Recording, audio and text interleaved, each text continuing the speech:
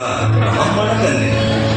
ಅವಳ ಸೌಂದರ್ಯಕ್ಕೆ ಮಾರು ಹೋದ ಅನ್ಯ ಜಾತಿಯ ಮಾಂಸಾಹಾರಿ ಯುವಕನೊಬ್ಬ ಮದುವೆಯಾದರೆ ಇವಳನ್ನೇ ಮದುವೆಯಾಗಬೇಕೆಂಬ ಛಲದಿಂದ ಬ್ರಾಹ್ಮಣರ ಆಚಾರ ವಿಚಾರಗಳೊಂದಿಗೆ ವೇದ ಶಾಸ್ತ್ರ ಮಾಯಾಜಾಲಗಳನ್ನು ಕಲಿತು ತನ್ನ ಅನ್ಯ ಜಾತಿಯನ್ನು ಮರೆಮಾಚಿ ಬ್ರಾಹ್ಮಣನೆಂದು ನಂಬಿಸಿ ಮಾರಿಕಾಂಬಳನ್ನು ಮೋಸದಿಂದ ಮದುವೆಯಾಗುತ್ತಾನೆ.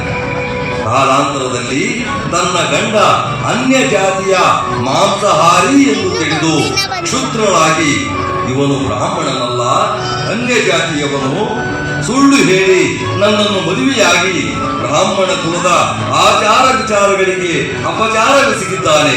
ಈ ಪಾಪಿಯನ್ನು ಜೀವ ಸಹಿತ ಬಿಡಬಾರದೆಂದು ರೌದ್ರಾವತಾರ ತಾಳಿ ಆರ್ಭಟಿಸುತ್ತಾ ಬರುತ್ತಾಳೆ. ಆಗ ಮೋಸ ಮೋಸ, ಅನ್ಯ ಜಾತಿ ಗಂಡಿನಿಂದ ಬ್ರಾಹ್ಮಣ ಹೆಣ್ಣಿಗೆ ಅತೀವ ಮೋಸ. ಅವೋ ವಂಚಕ, ಕುಲಗೋತ್ರ ಮುಚ್ಚಿಟ್ಟು ವೇದಶಾಸ್ತ್ರ ಕಲಿತು ಬ್ರಾಹ್ಮಣನೆಂದು ನಂಬಿಸಿ ಮೋಸದಿಂದ ನನ್ನನ್ನು ಮದುವೆಯಾದ ನಿನ್ನ ರುಂಡವನ್ನು ರುಂಡದಿಂದ ಬೇರ್ಪಡಿಸದೆ ಬಿಡಲಾರೆ. ಬೇಡ, ನನ್ನನ್ನೇನು ಮಾಡಬೇಡ. ನಿನ್ನ ಮೇಲಿನ ಅತೀವ ಮೋಹದಿಂದ ನಾನು ಈ ರೀತಿ ಮಾಡಬೇಕಾಯಿತು. ಮಾಡಿದ ಅಪರಾಧಕ್ಕೆ ಕ್ಷಮೆ ಇರಲಿ. ಕ್ಷಮೆ ಅದಿಂದಿಗೂ ಸಾಧ್ಯವಿಲ್ಲ. ನೀನು ಮಾಡಿರುವುದು ಕ್ಷಮಿಸಲಾರದ ಅಕ್ಷಮ್ಯ ಅಪರಾಧ. ಬ್ರಾಹ್ಮಣ್ಯ ಕುಲ ಸಂಪ್ರದಾಯಗಳನ್ನು ಗಾಳಿಗೆ ತೂರಿ ಮಾಂಸ ಭುಂಜಿಸಿ ಬ್ರಾಹ್ಮಣ ಕುಲ ಮರ್ಯಾದೆಗೆ ಮಸು ಬಡಿದ ಪರಮ ಪಾಪಿ ನೀನು. ಸುಳ್ಳು ಮೋಸ ವಂಚನೆಗಳಿಂದ ಕುಲ ಸ್ತ್ರೀಯರ ಕೊಲೆಗೆಡಿಸುವ ನಿನ್ನಂಥ ದ್ರೋಹಿ ಬದುಕಿರಲೇಬಾರದು.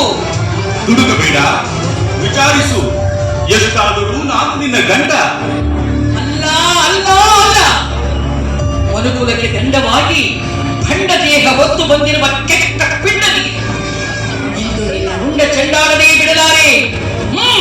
ಸಿದ್ಧನಾಗು ಸಾವಿಗೆ ಶರಣಾಗಲು. ನನ್ನ ಸಾವು ಅದು ನಿನ್ನ ಕೈಯಿಂದ. ಅಯ್ಯೋ ಹುಚ್ಚಿ, ಅಸಾಧ್ಯದ ಕನಸು ಕಾಣುತ್ತಿರುವೆ. ಸಕಲ ವಿದ್ಯಾ ಪಾರಂಗತರಾದ ನನ್ನನ್ನು ನೀನೇನು ಮಾಡಲು ಸಾಧ್ಯವಿಲ್ಲ. ಈಗ ನೋಡು ನನ್ನ ಮಾಯಾ ವಿದ್ಯೆಯನ್ನು.